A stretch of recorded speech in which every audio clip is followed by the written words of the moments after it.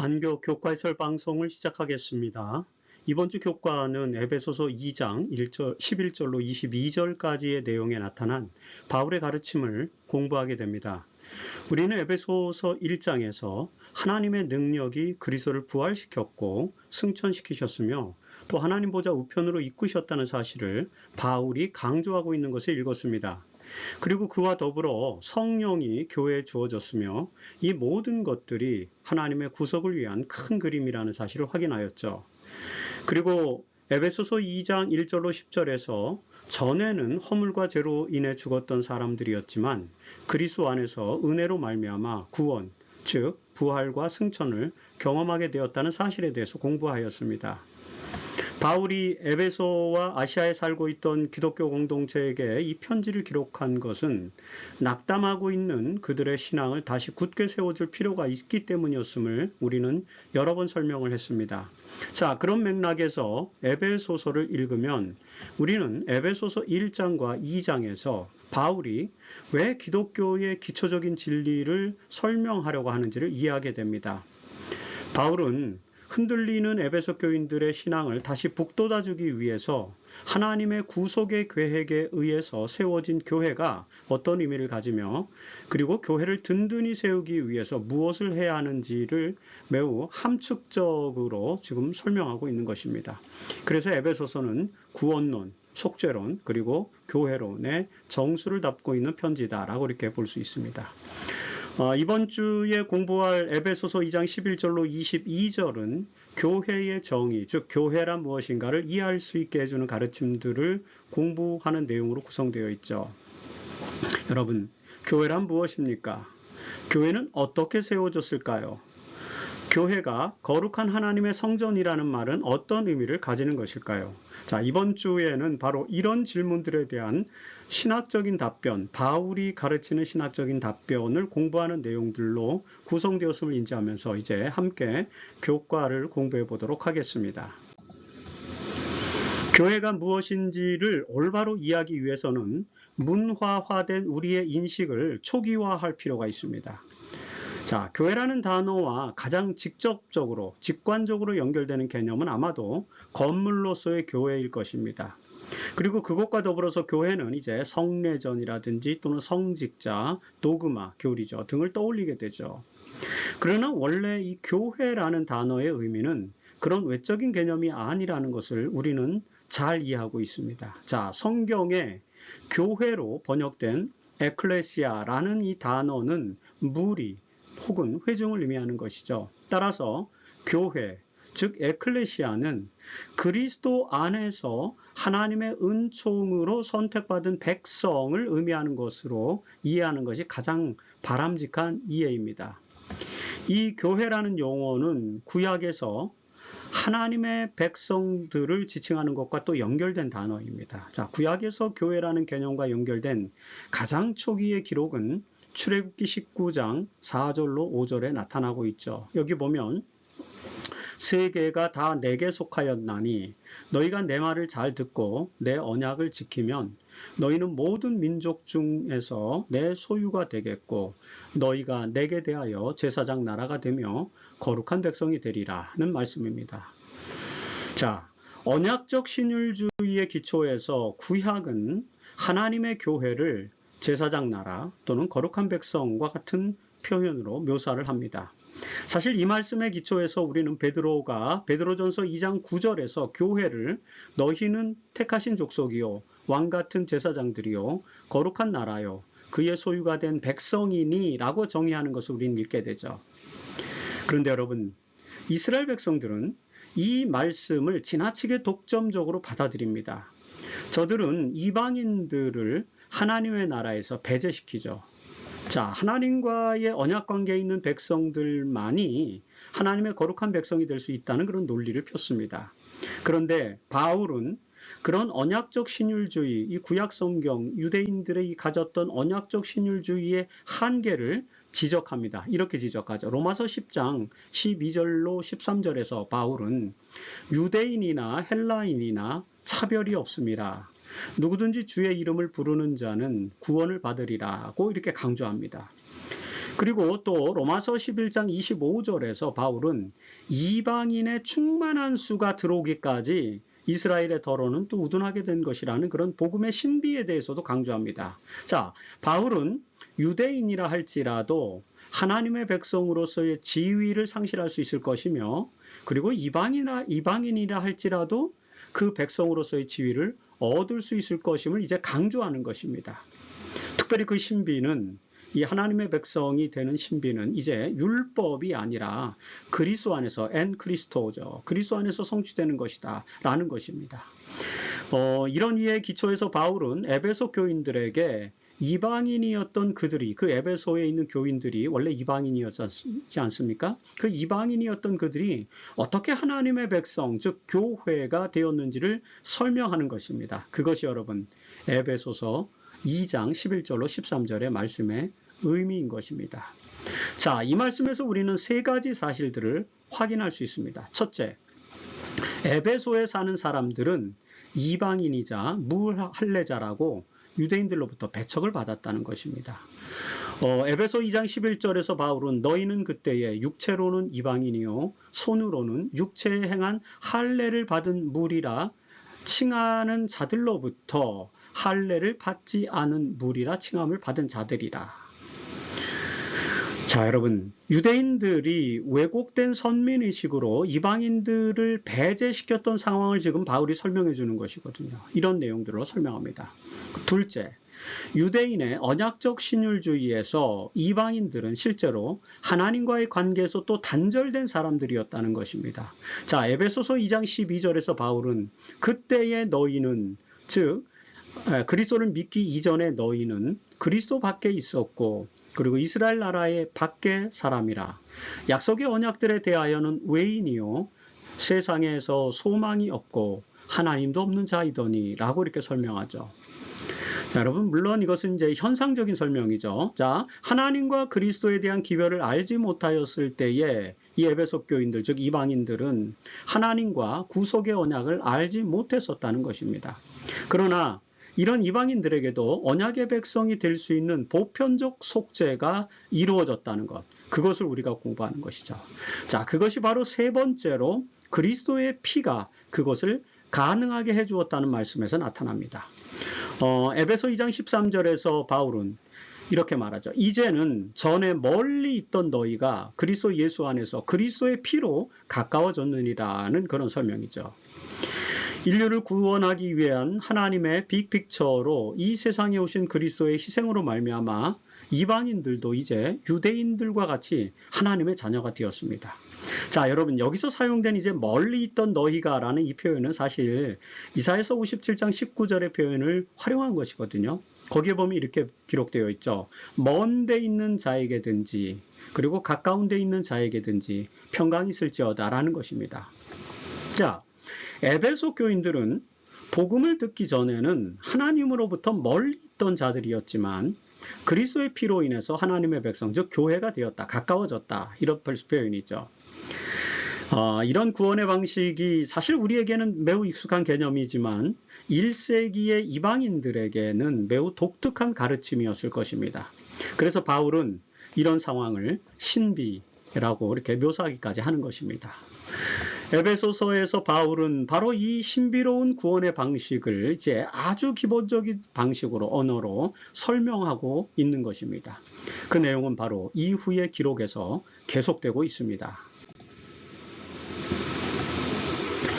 에베소서 2장 14절로 16절에 계속된 말씀에서 바울은 이방인들이 그리스도의 피로 가까워졌다는 이 말씀의 의미를 좀 더 구체적으로 설명하죠. 자, 우선 내용은 이런 것입니다. 그는 우리의 화평이신지라 둘로 하나를 만드사 원수된 것 곧 중간에 막힌 담을 자기 육체로 허시고 법조문으로 된 계명의 율법을 폐하셨으니 이는 이 둘로 자기 안에서 한 새 사람을 지어 화평하게 하시고 또 십자가로 이 둘을 한 몸으로 하나님과 화목하게 하려 하심이라. 원수된 것을 십자가로 소멸하시고 라는 이 말씀입니다. 여러분, 이 말씀에서 우리는 화해 또는 화목과 관련된 두 가지 개념을 포착할 수 있습니다. 첫 번째는요, 십자가의 기능에 대한 것이고요. 또 하나는 율법의 기능에 대한 것입니다. 자, 월요일 소지에서는 이제 화해와 관련된 십자가의 기능을 공부하게 되고요. 그리고 화요일 소지에서는 율법의 기능과 관련된 내용을 또 주목하게 되죠. 그렇다면 먼저 이 월요일 소지에서 화해의 기능, 그 사업 또는 화목의 사역에서 십자가의 기능과 관련된 내용을 한번 살펴보도록 하겠습니다. 자, 에베소서 2장 14절로 16절은 화목 또는 화해의 신학적 개념을 이해하게 해주는 매우 중요한 구절입니다.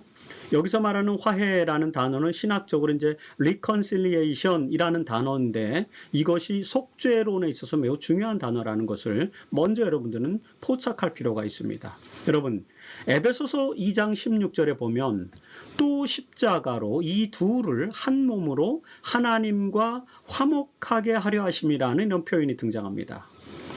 자, 여기서 사용된 이 화목이라는 단어는 헬라어로 카탈라소라고 하는 단어인데 이 단어는 대부분의 경우에 하나님과 인간 사이의 화해, 리컨실리에이션을 나타내는 매우 중요한 속죄에 해당하는 그런 용어입니다.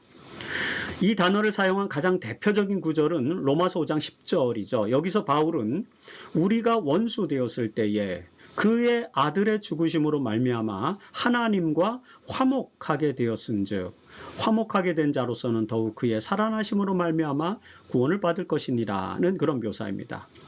자, 이 표현에서 우리는 화목, 즉 화해가 죄로 인해서 원수가 되었던 인간과 하나님의 사이를 회복시키는 속죄의 의미를 가진 단어임을 알 수 있습니다. 속죄론에서 이 화해, 리컨실리에이션의 개념은 사실 속죄, 구속, 속전, 화목제물 이런 것들과는 좀 다릅니다. 이런 단어들은 주로 법률적인 개념을 가지고 있는 것인데 화해, 리컨실리에이션은 이런 법률적인 개념과는 다소 차이가 있는 그런 개념입니다. 여러분, 이 화해라는 단어 또는 화목이라는 이 개념은 카탈라소 이 개념은 죄로 인해서 분리된 하나님과 인간 사이의 관계를 다시 회복하는 것, 그것이 바로 구원이다라는 그런 개념을 설명하는 것입니다. 다시 말해서 하나님과 인간의 화해라는 이 개념은 법률적인 개념이 아닌 관계적인 개념인 것입니다. 그래서 이 단어는 속죄론에서 하나님과 인간의 관계를 설명하는 매우 은혜로운 개념으로 제공됩니다. 자, 하나님은 죄인이 된 우리를 용서하시기 위하여 십자가를 통해서 하나님과 화해를 이루셨다는 것이죠. 이것이 바울의 속죄론에서 나타나는 매우 중요한 개념 중 하나임을 우리는 기억할 필요가 있습니다. 바울은 이 속죄론적인 표현을 사실 에베소서 2장 16절에서도 이제 사용하고 있죠. 우리가 지금 읽은 말씀이죠. 에베소 교인들에게 바울은 또 십자가로 이 둘을 한 몸으로 하나님과 화목하게 하려 하심이라 원수된 것을 십자가로 소멸하고 라고 이렇게 표현하고 있습니다. 자, 여러분, 이 에베소서에 나타난 이 기록은 로마서의 기록과 거의 유사한 그런 화해의 신학, 리컨실리에이션의 신학을 담고 있지만 또 한 가지 차이점을 또 가지고 있습니다. 그것은 뭐냐면 우선 십자가를 통해서 먼저는 하나님과 인간을 화목하게 하셨다는 표현입니다. 이런 것들은 물론 로마서의 표현과 동일합니다. 그런데 에베소서에서 바울은 십자가가 하나님과 화목하게 하는 기능을 가지고 있음을 강조하면서 또한 이 둘을 한 몸으로 만든다는 개념을 추가하고 있습니다. 여러분, 에베소서 2장 14절로 16절을 읽어보시면 여기서 이 둘을 한 몸, 이런 표현이 3번 나타나고 있죠. 우선 14절에 보면 둘로 하나를 만드사 이렇게 표현하고 있고요. 15절에서는 이 둘로 자기 안에서 한 세 사람을 지어 라고 표현하고 있고요. 그리고 16절에서는 이 둘을 한 몸으로 이렇게 표현하고 있습니다. 자, 이 세 가지 표현을 보면 여기에 묘사된 이 둘은 1차적으로는 유대인과 이방인을 의미하는 것으로 이해할 수 있습니다. 또는 믿기 전에 불신의 상태와 그 다음에 믿음 후의 신자의 상태를 표현하는 그런 내용으로 이해됩니다. 그 문장이 2장 1절부터 16절까지 읽어보면 그렇게 연결되어 있습니다.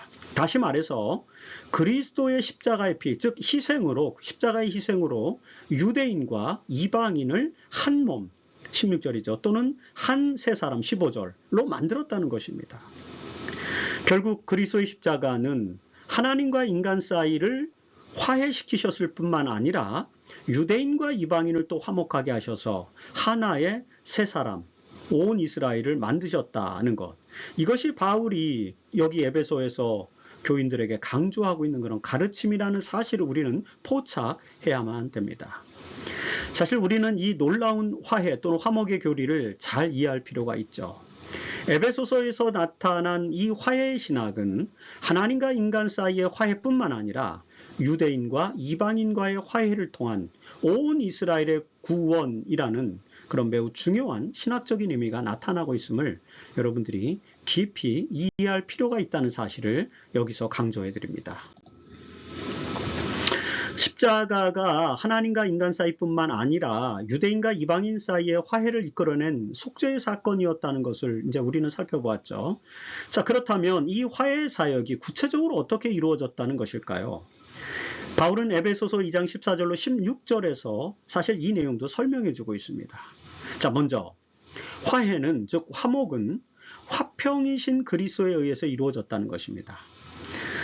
에베소서 2장 14절에서 우리는 그는 우리의 화평이신지라는 그런 기록을 읽게 되죠. 바울은 그리스도께서 우리의 화평이 되신 분으로 소개합니다. 여기서 화평이라는 이 단어는 헬라어로는 에이레네라는 단어인데 사실 이 단어는 히브리어로는 샬롬과 같은 단어입니다.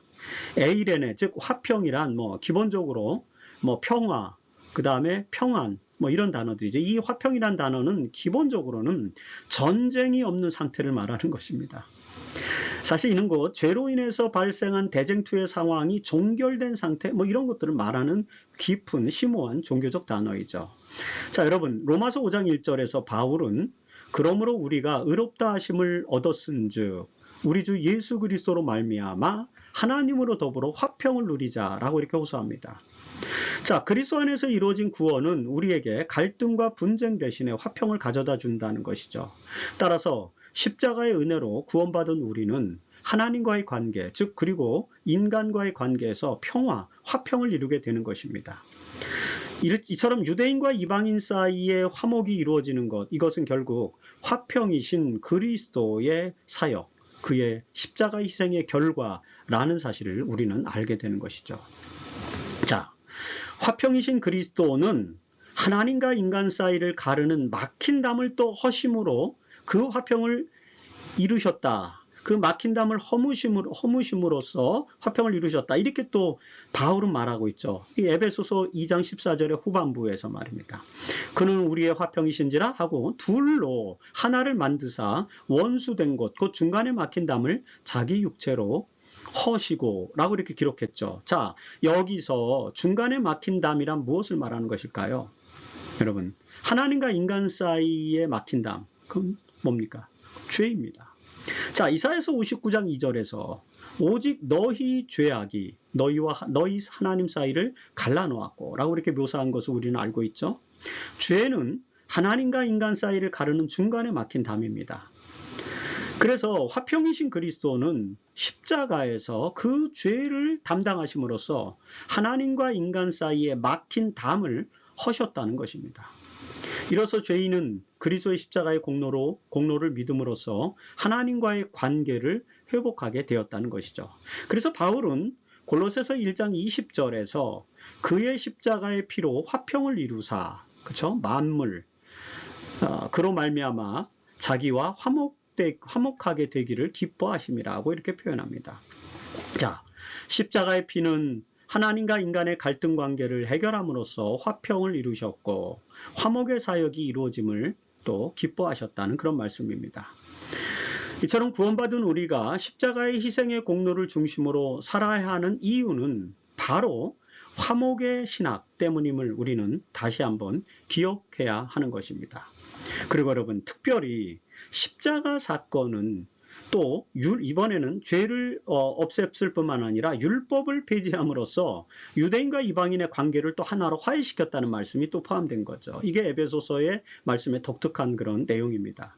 자, 에베소서 2장 15절에서 법조문으로 된 계명의 율법을 폐하셨으니 이는 이 둘로 자기 안에서 한 새 사람을 지어 화평하게 하시고 라고 이렇게 설명하죠.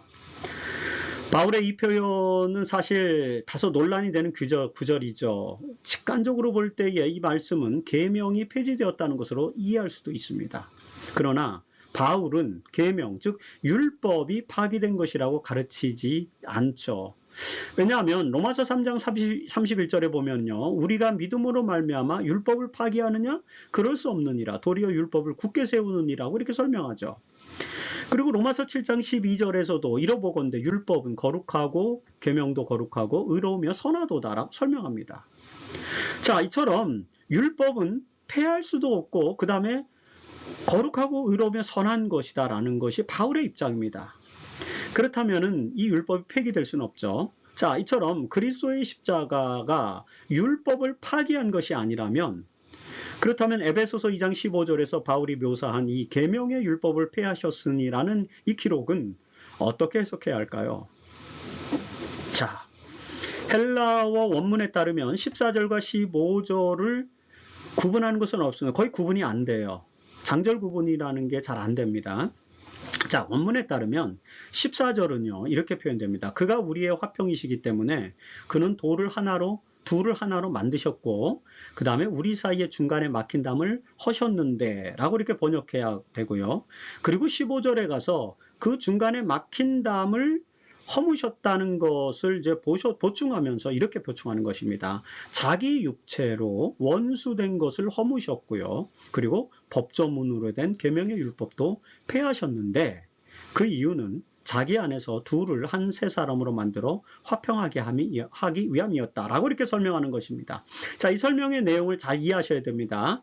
자, 여기서 문제가 되는 표현은 법조문으로 된 계명의 율법을 폐하셨다라는 말인데, 자, 이 원문에서 법조문은 도그마고요. 헬라어로. 계명은 엔톨레. 그리고 율법은 노모스입니다. 일반적으로 계명과 율법이 엔톨레와 노모스는 우리가 말하는 십계명, 그 다음에 하나님의 거룩한 율법, 뭐 이런 단어입니다. 그런데 그런 계명의 율법이 법조문으로 되었다 이렇게 표현하고 있지 않습니까? 사실 이 표현의 헬라어 원문은 법조문으로 된 계명의 율법 이게 아니라요. 법령과 그 법조문과 계명에 내포된 율법 이런 뜻입니다. 이해가시죠? 무슨 말이냐면은 노모스 and 엔톨레 오브 도그마 이렇게 돼 있어요. 죄송합니다. 노모스 오브 엔톨레 앤 도그마, 노모스 오브 엔톨레 앤 보그마. 그러니까 율법인데 어떤 율법이냐면 법령과 계명에 내포된 율법 이런 표현입니다.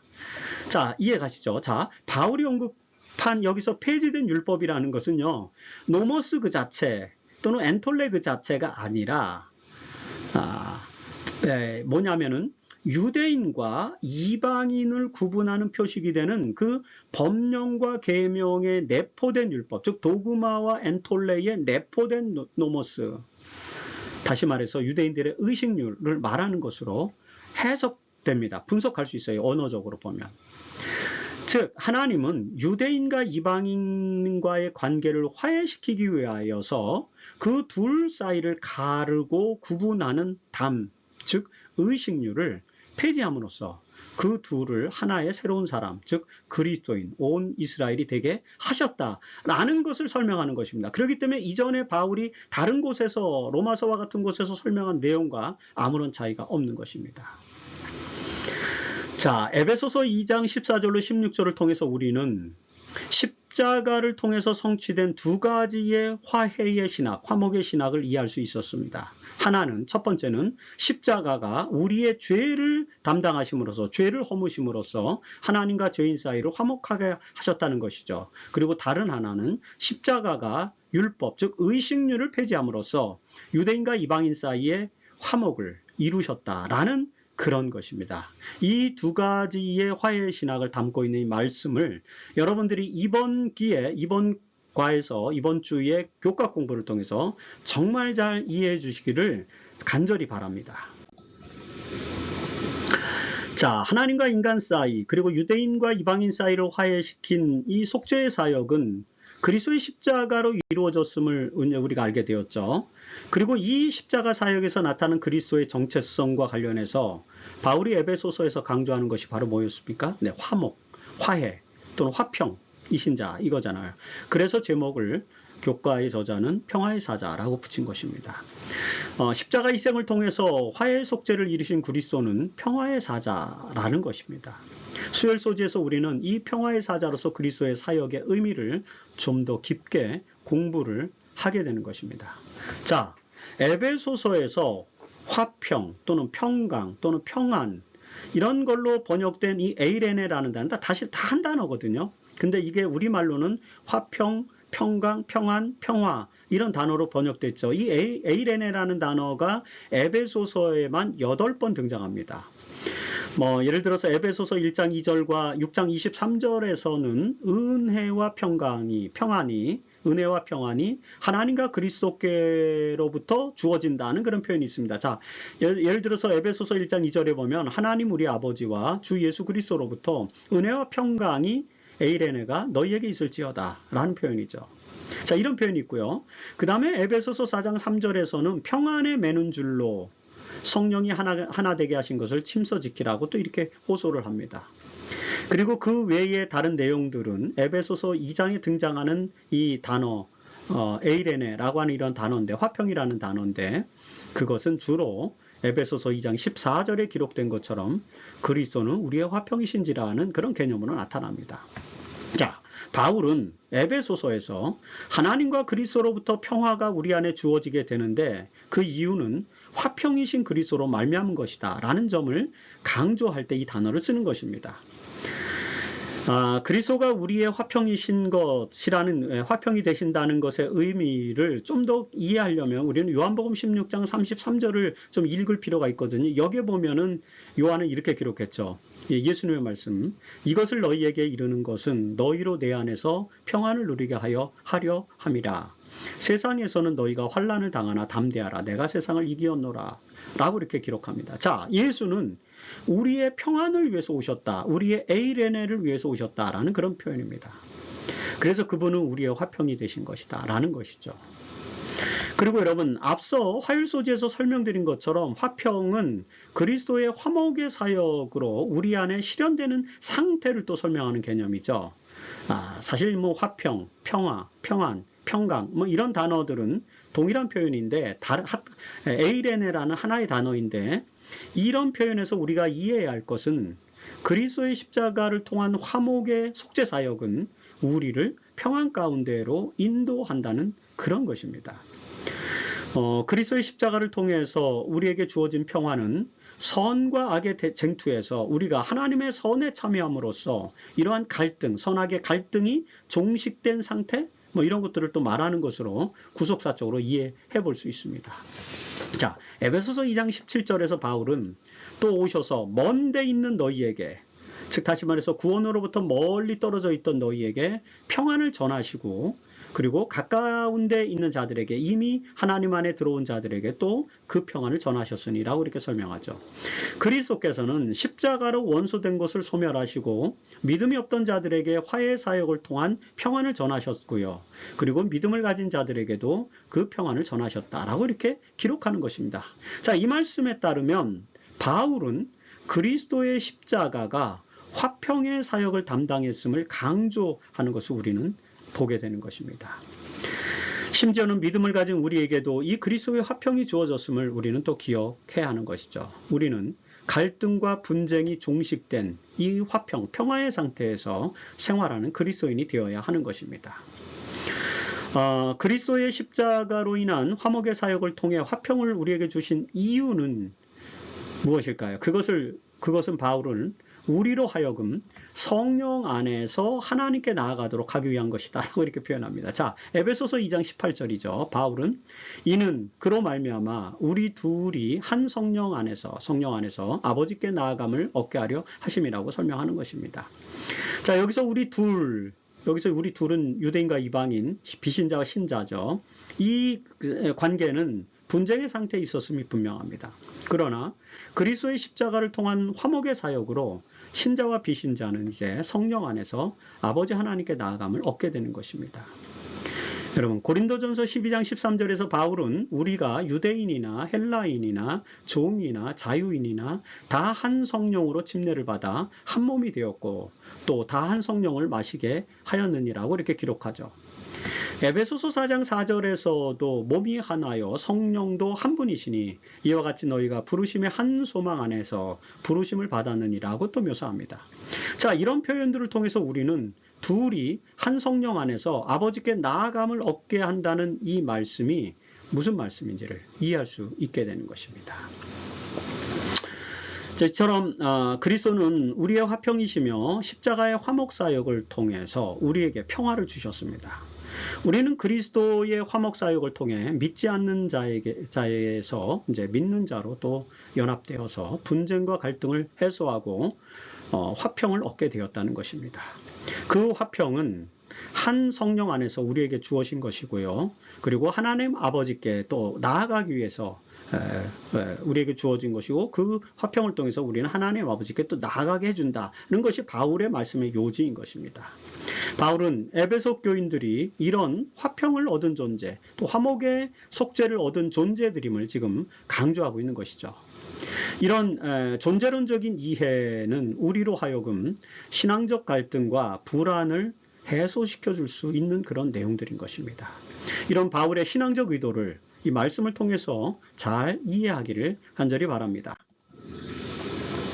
자, 에베소서 2장에서 바울은 허물과 죄로 죽었던 자들이 그리스도의 십자가 사역을 통해서 구원을 받아 화평에 이르게 된 신앙인으로 살아가는 에베소 교인들에게 그들이 종교적으로 어떤 정체성을 갖게 되었는지를 또 설명하는데요. 그것이 바로 에베소서 2장 19절로 22절에 나타난 말씀입니다. 그리스도의 십자가 화목사역으로 화평을 이루고 그리고 한 성령 안에서 아버지께 나아간 그리스도인 공동체는, 기독교 공동체는 하나님의 거룩한 성전이 되는 것이라고 지금 바울은 설명하고 있는 것이죠. 이 내용을 목요일 소지에서 몇 가지 내용을 한번 살펴보도록 하겠습니다. 첫째, 그리스도의 화목사역으로 하나가 된 그리스도인들, 즉 유대인과 이방인의 연합이죠. 이 그리스도인들은 하나님의 가족이 된다는 것입니다. 에베소서 2장 19절에서 바울은 그러므로 이제부터 너희는 외인도 아니요 나그네도 아니요 오직 성도들과 동일한 시민이요 하나님의 권속이라고 이렇게 강조하죠. 자, 에베소 지역에 사는 사람들은 전에는 이방인이었지만 그리스도를 믿음으로 이제 그리스도를 믿음으로써 이제 바로 성도들과 동일한 그런 하늘의 시민이 되었다는 그런 말씀입니다. 그래서 그들은 하나님의 가족이 된 것입니다. 여기 하나님의 권속이라는 이 표현을 갈라디아 6장 10절에서는 믿음의 가정으로 또 표현하고 있고요. 그리고 이와 유사한 표현으로 베드로전서 2장 9절에서는 택하신 족속, 그의 소유가 된 백성 이렇게 표현되고 있습니다. 자, 그리스도의 십자가 사역을 믿음으로 받아들인 공동체는 하나님의 가족이 된다는 것입니다. 여러분, 이 표현은 우상숭배가 만연했던 고대 사회에서 하나님 중심의 신앙을 강화하는 데 있어서 매우 중요한 개념이었을 것입니다. 그래서 바울은 에베소의 신앙 공동체를 성도라고 부르면서 너희는 하나님의 권속, 하나님의 가정, 하나님의 속한 백성이라고 이렇게 표현하고 있는 것입니다. 그리고 둘째, 바울은 그리스도인 공동체, 즉 교회를 성전이라고 하는 비유로, 유비적으로, 성전으로, 유비적으로 설명을 합니다. 에베소서 2장 20절로 21절은 이 성전 모티프로 교회를 설명하는 유비적 표현이 가장 잘 등장하는 그런 기록 중에 하나죠. 자, 여기 이렇게 기록되어 있어요. 너희는 사도들과 선지자들의 터 위에 세우심을 입은 자라. 그리스도 예수께서 친히 모퉁이 돌이 되셨느니라. 그 안에서 건물마다 서로 연결하여 주 안에서 성전이 되어가고. 자, 여러분, 이 성경 구절에서 성전 모티프를 드러내는 단어가 많이 등장하죠. 뭐 터라든지 세우심, 모퉁이돌, 건물, 성전, 처소, 지어져 가느니라, 이런 단어들입니다. 이처럼 교회는 그리스도 안에서, 주 안에서 세워진 성전이라는 이 말씀은 사실 에베소 교인들에게 상당한 의미를 깨닫게 해줬을 것입니다. 왜냐하면 그들은 아르테미스 여신을 섬기는 거대한 신전을 늘 바라보면서 살고 있던 에베소의 시민들이었지 않습니까? 그런 사람들에게 그리스도인 공동체란 성전과 같은 존재라는 이 정체성으로, 이 유비로 그들의 정체성을 설명해 주는 것은 사실 매우 의미 있는 방식인 것입니다. 아르테미스 신전이나 그 외의 성전들이 여러분 터와 그 다음에 기초석과 모퉁이돌을 이제 중심으로 해서 건물이 되어가고, 그리고 거기에 신이 거하는 처소가 되는 것이지 않습니까? 그것처럼 그리스도인 공동체, 즉 교회, 불러냄을 받은 무리들, 회중들은, 에베소의 회중들, 그리스도인 공동체는, 교회는 사도들과 선지자들의 가르침을 터로 삼아서, 그리고 그리스도를 모퉁이돌로 하여서 각 성도들이 그 성전의 기둥이 되어 이제 하나의 성전이 되었다는 것이죠. 이것은 모든 교인들이 공동체의 요소를 이루고 있음을 설명하는 그런 유비적인 표현인 것입니다. 자, 이런 역할을 강조함으로써 교인으로서의 정체성을 더욱 든든하게 하기 위해서 지금 바울은 이런 성전의 유비를 지금 설명하고 있는 것이다 라고 우리는 이해할 수 있습니다. 그리고 셋째, 교회는 결국 이제 삼위일체적 공동체, 하나님의 공동체인데 삼위일체적 공동체가 된다는 사실을 또 설명하죠. 그것이 에베소서 2장 22절에 나타납니다. 자, 이 말씀에서 바울은 너희도 성령 안에서 하나님이 거하실 처소가 되기 위하여 그리스도 예수 안에서 함께 지어져 가느니라고 설명합니다. 자, 이 표현에서 우리는 교회를 구성하는 삼위일체적 역할을 발견하게 되죠.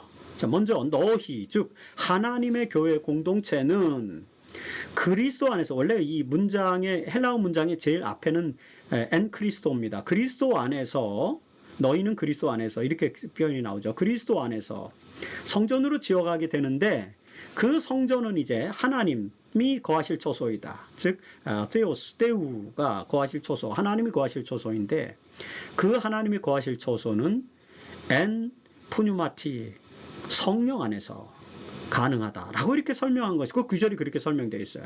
이처럼 교회 공동체는 하나님이 거하시는 처소, 즉 성전이 되는데, 그것은 그리스도 안에서 일어나는 것이고 성령이 함께 하실 때 비로소 성전이 된다는 그런 말씀의 구조를 우리가 읽을 수 있는 것입니다. 여러분, 바울은 에베소 교인들이 비록 이방인이었지만 그리스도를 믿는 믿음 안에서 성도들이 되었고, 그런 그들 속에 계신 성령을 통하여 하나님이 거하시는 처소, 즉 성전이 되었다라는 사실을 지금 강조하는 것입니다. 이런 바울의 편지는 낙담 중에 있는 에베소 교인들의 신앙을 강화시키기 위한 목적으로 기록된 것임을 우리는 잘 이해해야만 합니다. 그리고 우리도 역시 그런 바울의 가르침의 기초에서 우리의 신앙의 기초와 교회라는 기독교 공동체가 어떻게 하나님의 성전으로 유비될 수 있는지에 대한 이해를 또 강화할 필요가 있습니다.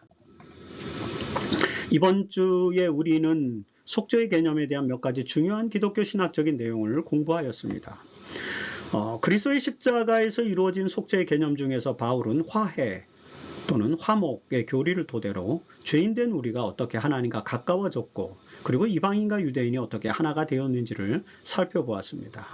그리스도는 십자가를 통해서 막힌 담을 허셨고 유대인과 이방인 사이를 갈라놓는 의식류를 폐하셨습니다. 그렇게 한 이유는 그분은 화평케 하시는 분, 즉 평화의 사자이기 때문이라는 것이죠. 그렇기 때문에 그분이 화목의 속죄를 이루신 것을 우리는 이제 알게 되었습니다. 그리고 그런 화목의 사역을 통해서 하나님과 예수님과 성령 안에서 그리스도인 공동체, 즉 교회는 하나님이 거하시는 처소인 성전이 되었다는 것을 또 알게 되었습니다. 이런 속죄론과 교회론의 가르침을 잘 이해하셨던 한 주가 되기를 간절히 바랍니다. 가룟법은 기별 3권 21페이지에서 엘렌 화이트는 이렇게 권면하죠. 하나님의 백성들은 오직 성도들과 동일한 시민이요 하나님의 권속이라. 너희는 사도들과 선지자들의 터 위에 세우심을 입은 자라. 그리스도 예수께서 친히 모퉁이 돌이 되셨느니라. 그 안에서 건물마다 서로 연결하여 주 안에서 성전이 되어가고, 하나님의 자녀들은 그리스도 안에서 하나의 연합된 완전체를 이루는데, 그분은 당신의 십자가를 끄는 힘의 중심, 그 힘의 중심으로 제시하신다. 모든 믿는 자들은 그분 안에서 하나이다 라고 이렇게 화이트는 기록합니다. 여러분, 교회, 즉 그리스도인 공동체는 그리스도 안에서 하나의 연합된 완전체를 이루는 기관입니다.